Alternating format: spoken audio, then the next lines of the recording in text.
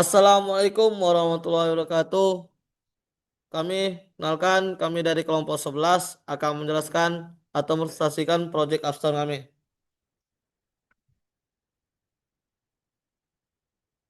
Dengan anggota kelompok itu, kenalkan nama saya Muhammad Eka Skasani, dan rekan saya itu Aldi Wiranto, Erlangga Segaf, dan Juwita Tapumulan.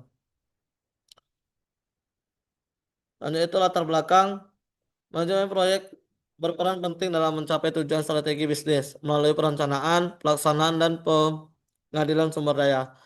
Dalam persaingan bisnis saat ini, pengampuan pengelola proyek secara efisien menjadi hal yang wajib. Pada PT Periplus Bekindo, retail buku impor di Indonesia sejak 1985 menunjukkan keberhasilan melalui berbagai proyek strategis seperti pembukaan toko, pengembangan e-commerce, dan kolaborasi dengan penerbit internasional. Setiap inisiatif seperti peluncuran, kampanye pemasaran, atau integrasi sistem termasuk dalam proyek yang memerlukan perancangan matang, alokasi sumber daya serta mengelola risiko. Dengan cakupan operasional yang luas, retail atau distribusi atau penerbitan, penerapan manajemen proyek menjadi kunci untuk efisiensi atau efektivitas dan pencapaian tujuan bisnis Periplus. Laporan ini akan membahas penerapan manajemen proyek dalam konteks Periplus melalui studi kasus yang ada.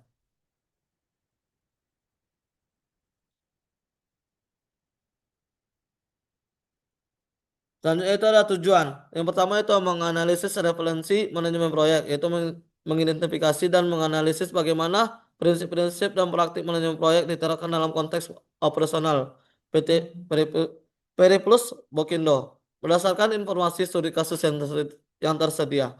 Yang kedua itu mengidentifikasi proyek-proyek potensi, yaitu mengidentifikasi jenis-jenis proyek yang mungkin dihadapi oleh PT Periplus Bokindo dalam mengembangkan bisnis baik dalam ekspresi fisik maupun digital. Yang ketiga itu memahami tantangan dan peluang. Itu mengkaji tantangan dan peluang yang muncul dalam pengelolaan proyek yang di lingkungan bisnis retail buku impor yang dinamis seperti Periplus. Yang keempat itu adalah memberikan rekomendasi awal. Memberi rekomendasi umum mengenai pendekatan manajemen proyek yang dapat diadopsi atau ditingkatkan oleh PT Periplus Mokindo untuk efisiensi dan aktivitas yang lebih baik. Selanjutnya itu adalah manfaat. Manfaatnya itu adalah laporan studi kasus ini memberikan manfaat signifikan bagi penyusun dan konteks mata kuliah manajemen proyek. Pertama, laporan ini memperdalam pemahaman teoritis melalui penerapan prinsip manajemen proyek pada PT Periplus Bokindo. Mencakup aspek seperti perencanaan, penjadwalan, alokasi sumber daya, dan mitigasi risiko. Kedua, laporan ini mengasah kemampuan analisis dan memecahkan masalah manajerial dengan mengevaluasi data kasus, mengidentifikasi proyek, serta menganalisis tantangan dan peluang yang ada dalam siklus proyek. Yang ketiga itu adalah studi ini memberi wawasan praktis tentang pentingnya manajemen proyek di sektor retail, menunjukkan bahwa praktik yang efektif dapat mendorong pertumbuhan inovasi dan efisiensi operasional menjadi bakal penting untuk dunia operasional.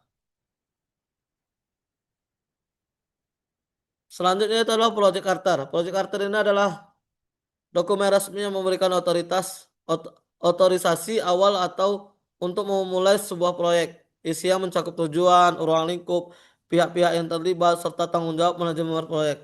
Dokumen ini menjadi dasar kesepakatan antara pihak manajemen dan tim proyek. Yang pertama itu adalah general informasi. Project detail itu proyek pengembangan sistem Plus Bootstrap berbasis website. Selanjutnya itu briefing project deskripsinya. Itu proyek ini tujuan untuk mengembangkan sistem manajemen penjualan dan inventaris buku berbasis website untuk Periplus Bookstore. Prepared by-nya itu kelompok 11, date-nya itu 11 Maret. Selanjutnya itu ada project objektif, itu tujuan dari pengembangan platform e-commerce. Peripluscom Peripluscom adalah untuk menciptakan sistem digital yang lebih adaptif, kompresif, dan memungkinkan PT Periplus Mokindo untuk secara efektif menjangkau audiens yang lebih luas. Proyek ini bertujuan untuk mencapai hal-hal berikut, yaitu pertama pengalaman dalam prioritas strategi, yang kedua itu hasil yang diharapkan, yang ketiga itu deliverables, yang keempat itu manfaat yang dicapai, masalah yang diselesaikan, atau dan yang keenam itu penambahan nilai bagi PT Plus Bokindo. Selanjutnya itu assumptionsnya adalah berikut adalah daftar asumsi yang berdasari keputusan untuk melaksanakan proyek pengembangan platform e-commerce Periplus.com. Memastikan proyek ini tetap sesuai jadwal dan anggaran yang ditetapkan.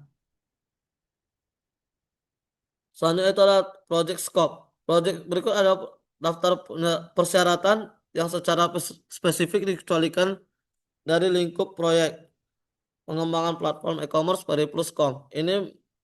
Pengecualian ini dibuat untuk menjaga fokus proyek, mengelola sumber daya, dan memastikan penyelesaian dalam kerangka waktu yang telah ditetapkan. Setiap penambahan di luar daftar ini akan dianggap sebagai perubahan yang lingkup proyek yang memerlukan persetujuan dan mungkin mengaruhi jadwal serta anggaran. Baik, selanjutnya itu Project Litones. Itu adalah penyusunan Project Charter dari deliverable-nya adalah proposal Project Charter yang disetujui oleh project sponsor dan pemangku kepentingan.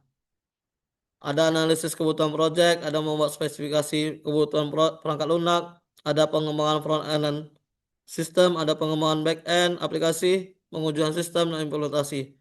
Di sini dan ada tanggal-tanggalnya dan ada deliverable-nya. Itu menentukan scope project. Selanjutnya itu ada impact statement.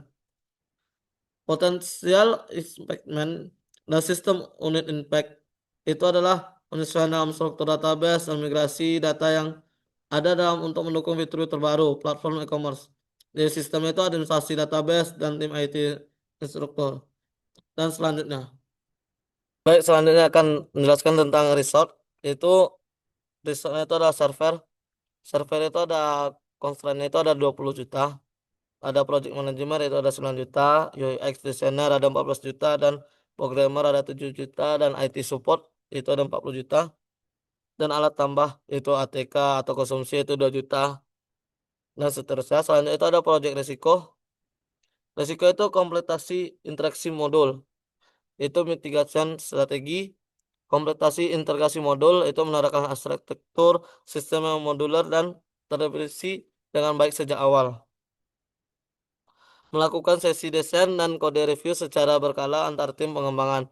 Itu ada perdana terbatas, yaitu membuat anggaran yang rincian yang sesuai. Ada ketidakturatan data, itu mengambil data perusahaan melalui sistem resmi. Selanjutnya itu adalah sukses result measurement. Itu adalah tingkat konversi penjualan, yaitu ada sales conversion rate. Target itu mencapai tingkat konversi penjualan minimal 3% dari total pengunjungan website dalam 6 bulan pertama setelah peluncuran. Itu ada yang kedua ada rata-rata proses pesanan, ada order processing time. Yang ketiga ada tingkat akurasi inventaris online. Yang keempat ada tingkat penggunaan fitur pencairan dan filter. Yang kelima ada penurunan komplain terkait data. Selanjutnya signatur. Ini ada customer, ada project sponsor dan project manager. Ini nanti akan ditandatangan di kertasnya. Mungkin selanjutnya akan dijelaskan oleh Aldi Wiranto. Selanjutnya adalah business case dokumen. Itu adalah segala bentuk dokumen yang digunakan dalam kegiatan bisnis untuk mendukung komunikasi, pengambilan keputusan, pelaporan, dan pencatatan transaksi. Dengan tujuan yaitu komunikasi resmi antar pihak dalam bisnis, rekaman aktivitas bisnis untuk pelacakan dan audit, pendukung keputusan dan dengan data dan informasi yang valid, pemenuhan hukum dan regulasi seperti dokumen pajak atau kontrak, yaitu business case, yaitu dengan project name yaitu manajemen proyek pembangunan sistem Periplus Bookstore berbasis website. Dengan introduction atau backgroundnya yaitu PT Periplus Bookindo adalah retail buku impor terkemuka di Indonesia dengan lebih dari 45 toko fisik dan private e-commerce. Sejak berdiri pada 1985, Periplus terus melakukan inovasi termasuk transformasi digital. Proyek pembangunan website ini bertujuan meningkatkan layanan digital efisiensi operasional dalam menghadapi persaingan pasar online yang semakin ketat.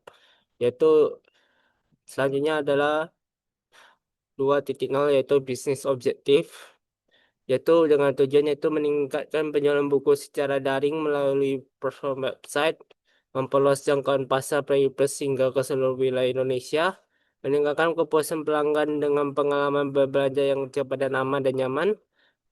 Keempat, menyediakan sistem manajemen inventaris pemesanan pembayaran yang efisien dan integrasi. Ya, contohnya adalah current situation atau dan problem opportunity statement.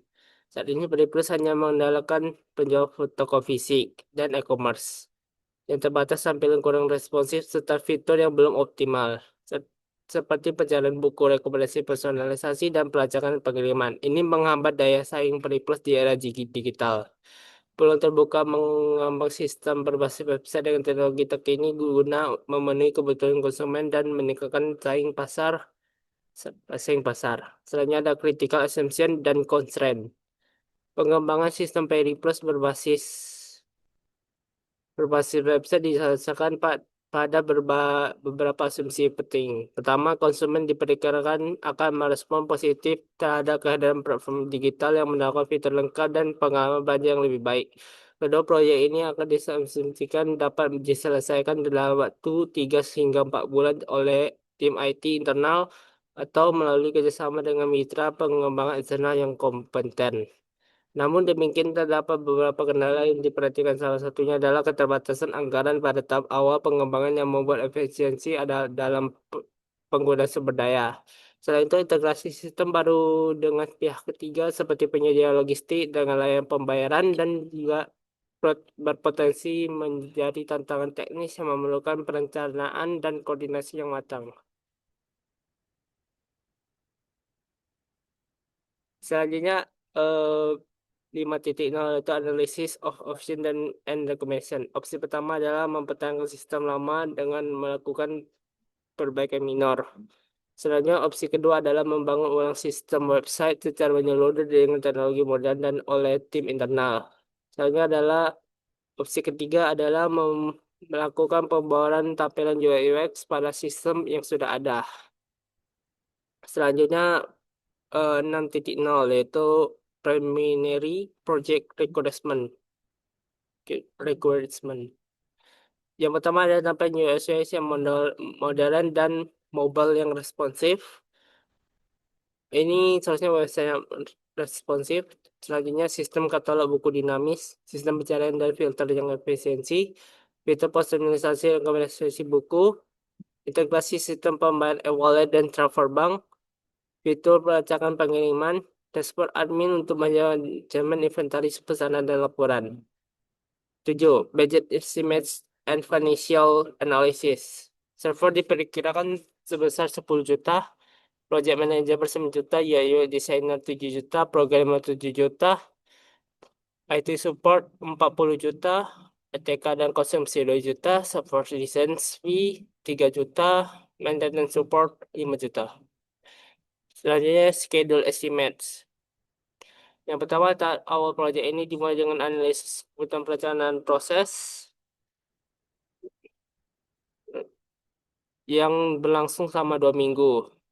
Setelah itu, proyek memasuki tahap desain UI UX selama 3 minggu, di mana fokus utamanya adalah merancang antarmuka pengguna yang inisiatif, menarik secara visual, serta responsif di berbagai perangkat. Yang ketiga yaitu proyek berlanjut ke hadap pengembangan front-end, back-end selama 6 minggu. Selanjutnya, potential risks. Risiko pertama adalah keterlambatan dalam proses pembangunan yang memiliki tingkat dampak sedang atau medium. Untuk minimalkan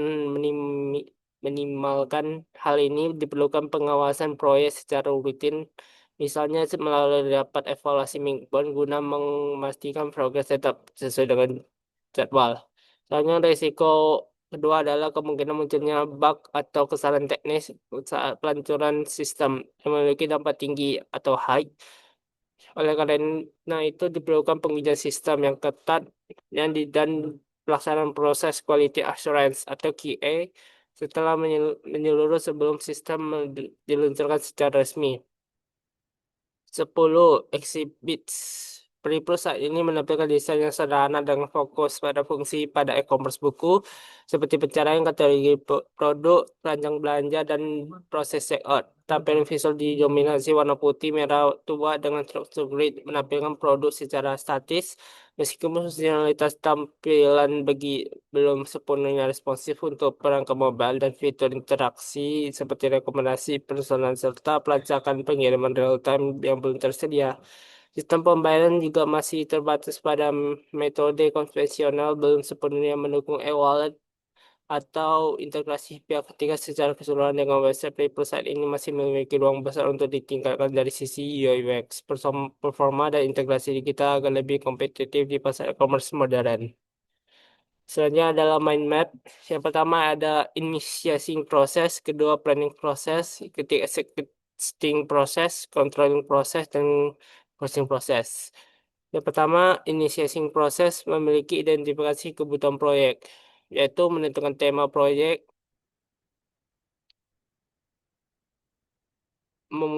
menentukan perusahaan sesuai dengan tema, mengumpulkan data mengenai sistem pre-plus, analisis masalah proses as is. Selanjutnya adalah penentuan stakeholder, yaitu menentukan project manager, menentukan UX designer, menentukan web developer, dan menentukan business analyst. Selanjutnya di planning proses, yaitu manajemen project, membuat project charter, membuat cost benefit analysis, membuat Gantt chart, membuat business case, membuat mind map, membuat QVS, membuat SWOT. Selanjutnya ada di merancang strategi IT, membuat BCG matrix, membuat matrix priority, membuat roadmap. Terakhir di membuat CRM, yaitu membuat customer portfolio management, membuat CIM, membuat segmentasi pelanggan, membuat manfaat aplikasi CRM, mengidentifikasi aspek, membuat analisa gap dan review data, mengidentifikasi fitur CRM yang dibutuhkan. Selanjutnya ada fitur-fitur Salesforce Automation, Marketing Automation, Service Automation. Selanjutnya adalah merancangkan flow website, yaitu membuat assistant to be. Selanjutnya executing proses, yaitu merancang website, yaitu membuat UI UX, membuat halaman admin, membuat halaman user.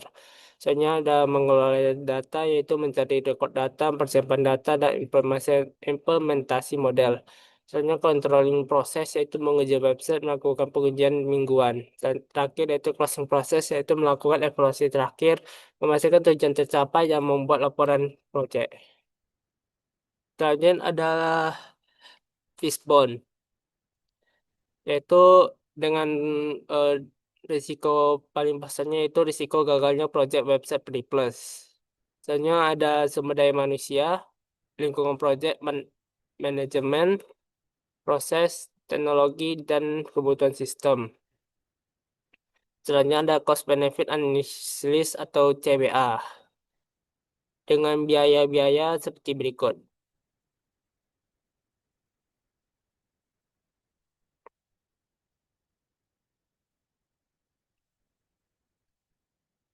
Selanjutnya akan dijelaskan oleh Juita. Nah, di sini kami melakukan beberapa perhitungan dalam manajemen proyek yang sudah kami lakukan. Yang pertama itu ada analisa earned value, yang dimana earned value management ini adalah merupakan metodologi kunci manajemen proyek yang digunakan untuk mengukur kinerja proyek ya secara objektif, mengintegrasikan ruang lingkup, jadwal, dan biaya. Metrik and value memungkinkan proyek menganalisis apakah proyek berjalan sesuai anggaran dan jadwal. Nah, di tabel yang pertama kami sudah membuatkan beberapa kolom yang dimana kami membuatkan kolom pekerjaan, peserta anggaran, dan juga bobotnya, serta totalnya. Nah, di sini pada pekerjaan kami mengambil scope intinya dari WBS kami, yaitu ada 5 proses dalam proyek kami: inisiasi, planning, execution, controlling, dan juga closing. Nah, tiap-tiap proses tersebut kami membuatkan anggaran berdasarkan analisa kami. Nah, eh, dari mulai 15 juta untuk inisiasi hingga closingnya itu 5 juta, dan jika di total anggaran kami itu adalah 100 juta rupiah. Nah, bobot masing-masing setiap pekerjaan itu atau proses itu kami membuatnya dalam bentuk persentase yang dimana maksimal itulah 100%. Nah, di tahap inisiasi itulah 10%, planning itu 40%, dan juga sampai closing itu 10%. Nah, di kolom berikutnya ada pekerjaan. Nah, inilah kolom sudah berapa banyak atau sudah berapa persen yang sudah kami kerjakan selama proyek sampai detik ini. Nah, diasumsikan proyek ini sudah full, tetapi kami membuatnya di controlling dan juga closing.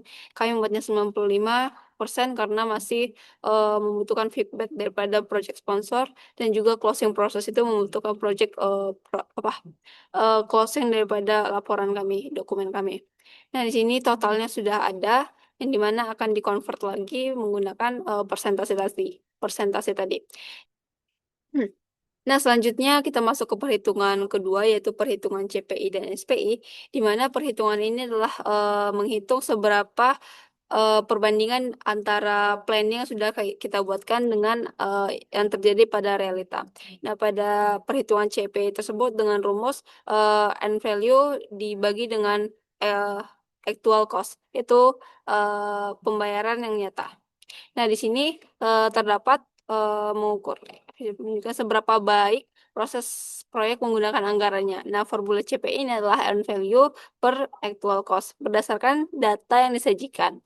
Nah, di sini perhitungan CPI adalah berarti 94.500.000 yang sudah kita buatkan di kolom ini, tabel ini, dibagi dengan 91 juta. Nah, itu adalah hasil realnya, uang yang sudah dipakai oleh selama project. Nah, maka dihasilkan 1, sekian atau dibulatkan menjadi 1,34. Nah, nilai CPI ini yang lebih besar daripada SPI menunjukkan bahwa proyek berjalan lebih efisien dari sisi biaya. Nah, artinya pekerjaan yang telah diselesaikan itu bernilai tinggi dari biaya yang telah dikeluarkan. Berarti proyek yang sudah kami lakukan berdasarkan perhitungan tersebut dalam segi anggaran sudah dalam masuk kategori baik, karena anggaran yang eh, sudah kami buatkan itu tidak melebihi daripada realitanya. Nah, selanjutnya setelah kita mengetahui hasil daripada CPI dan SPI, kita masuk ke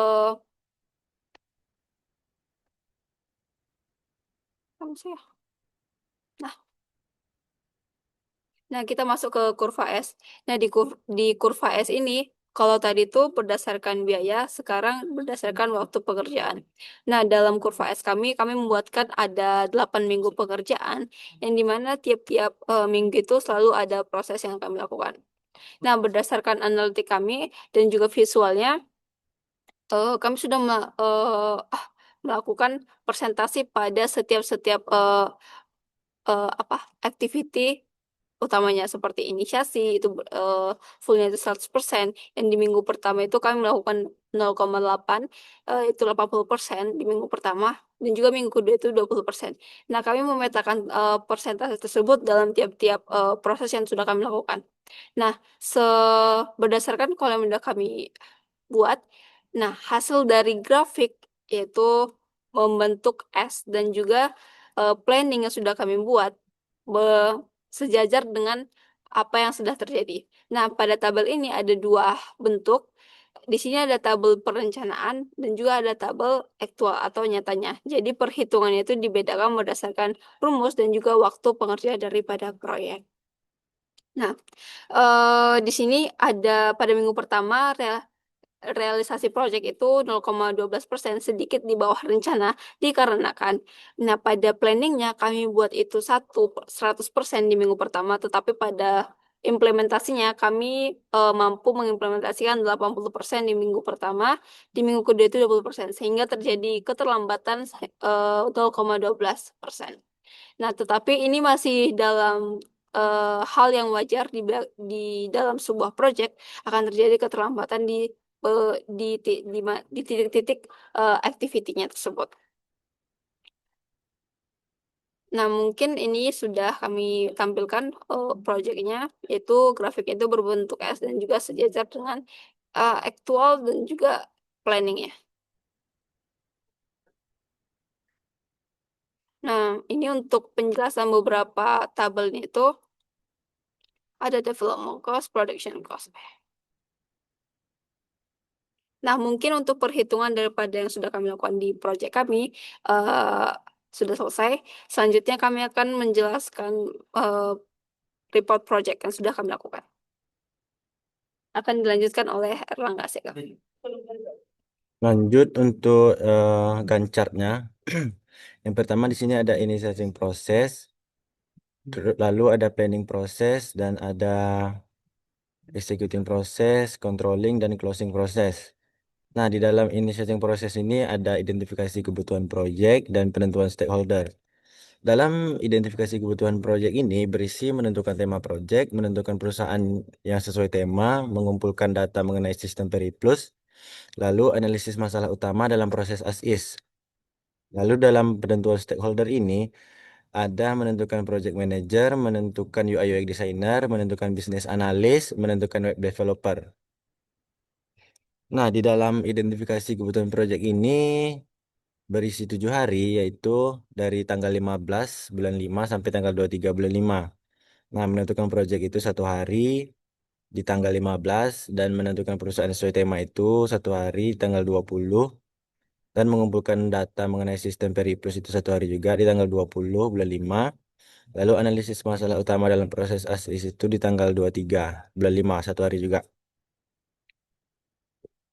Dan di menentukan project manager 1 hari juga di tanggal 15, menentukan UI UX di tanggal 15, menentukan business analyst di tanggal 15, menentukan web developer di tanggal 15 bulan 5. Lanjut untuk di planning proses. Di planning proses ini ada manajemen proyek, merancang strategi IT, membuat CRM, dan fitur-fitur, dan menentukan flow website. Nah, di dalam manajemen proyek ini berisi menentukan project charter, membuat cost benefit analysis, membuat business case, membuat mind map, membuat kurva S, dan membuat Gantt chart. Nah, untuk di manajemen proyek berisi 8 hari, yaitu dari tanggal 16 bulan 6 sampai tanggal 25 bulan 6. Nah, untuk membuat project charter ini di 1 hari di tanggal 16 bulan 6 dan membuat cost benefit analysis ini di 1 hari bulan di tanggal 16 bulan 6 dan membuat business case 1 hari tanggal 16 bulan 6 dan membuat mind map tanggal 16 bulan 6 dan membuat kurva S itu 2 hari dari tanggal 24 sampai tanggal 25 bulan 6 dan membuat Gantt chart itu 1 hari di tanggal 24 bulan 6. Nah, untuk di merancang strategi IT-nya, itu ada membuat SWOT, membuat BCG matrix, membuat matrix priority, membuat roadmap. Nah, di membuat SWOT ini, merancang strategi IT 1 hari, itu membuat SWOT-nya di tanggal 3, membuat BCG di tanggal 3 juga, membuat matrix priority di tanggal 3 juga, membuat roadmap-nya di tanggal 3. Lalu untuk membuat CRM-nya sebanyak 21 hari, yaitu membuat Customer Portfolio Management, Customer Interaction Map, membuat segmentasi pelanggan, menentukan manfaat aplikasi CRM, lalu mengidentifikasi aspek, dan membuat analisis gap dan review data. Lalu mengidentifikasi fitur CRM yang dibutuhkan. Nah, untuk membuat CPM ini selama 6 hari, yaitu dari tanggal 17 sampai 24. Sama seperti yang lain, sebanyak 6 hari juga dari tanggal 17 sampai tanggal 24. Lalu untuk fitur-fiturnya itu ada Salesforce Automation atau SFA, dan ada Marketing Automation atau MA, dan ada Service Automation atau SA. Di sini fitur-fitur ini pengerjaannya itu selama 1 hari, itu di tanggal 27 di bulan 5. Lanjut untuk merencanakan flow website-nya itu sebanyak 1 hari juga, yaitu membuat as is dan to be di tanggal 27 bulan 5. Nah, kita lanjut di executing proses. Nah, di executing proses ini berisi merancang website dan mengelola data. di dalam merancang website itu ada membuat UI UX, membuat halaman admin, membuat halaman user. Nah, untuk membuat merancang website ini kami lakukan selama 19 hari dari tanggal 28 bulan 5 sampai tanggal 23 bulan 6. Untuk membuat UI UX itu selama 9 hari dari tanggal 11 bulan 6 sampai tanggal 23 bulan 6. Lalu untuk membuat halaman adminnya selama 16 hari dari tanggal 28 bulan 5 sampai tanggal 18 bulan 6. Dan untuk membuat halaman usernya itu eh, 1 hari dari tanggal 18 sampai 8 di tanggal 18 bulan 6. Lalu untuk mengolah data itu selama 8 hari dari tanggal 24 bulan 6 sampai tanggal 2 bulan 7. Nah, untuk mengolah data itu berisi mencari report data, persiapan data, dan implementasi model. Untuk mencari data itu kami lakukan selama 1 hari di tanggal 24. Dan untuk persiapan data itu selama 8 hari dari tanggal 24 sampai tanggal 2 bulan 7. Dan untuk implementasi modelnya selama 8 hari juga dari tanggal 24 bulan 6 sampai tanggal 2 bulan 7. Lanjut untuk controlling prosesnya. Untuk controlling proses ini berisi menguji website. Dalam menguji website ini kami melakukan pengujian mingguan, yaitu sekitaran 2 hari dari tanggal 7 sampai tanggal 8. Nah, untuk closing prosesnya. Untuk closing proses ini berisi melakukan evaluasi terakhir, yaitu memastikan tujuan proyek tercapai dan membuat laporan proyek. Nah, dalam melakukan evaluasi terakhir ini, kami lakukan sebanyak 26 hari, yaitu dari tanggal 4 bulan 6 sampai tanggal 8 bulan 7. Yaitu memastikan tujuan proyek tercapai 2 hari dari tanggal 29 bulan 6 sampai tanggal 30 bulan 6. Dan untuk membuat laporan proyeknya 26 hari dari tanggal 4 bulan 6 sampai tanggal 8 bulan 7.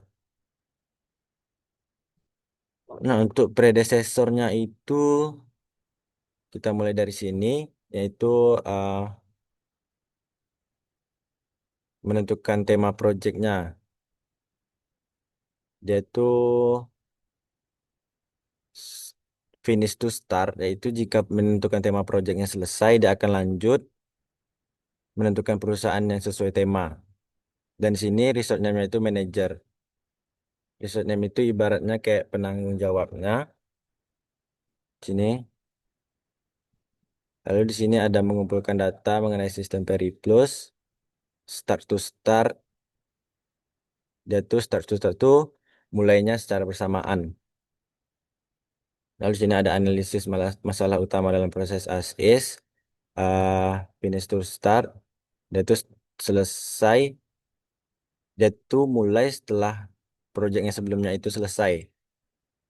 Dengan penanggung jawabnya itu project manager. Mungkin lanjut untuk di reportnya, di cost overview.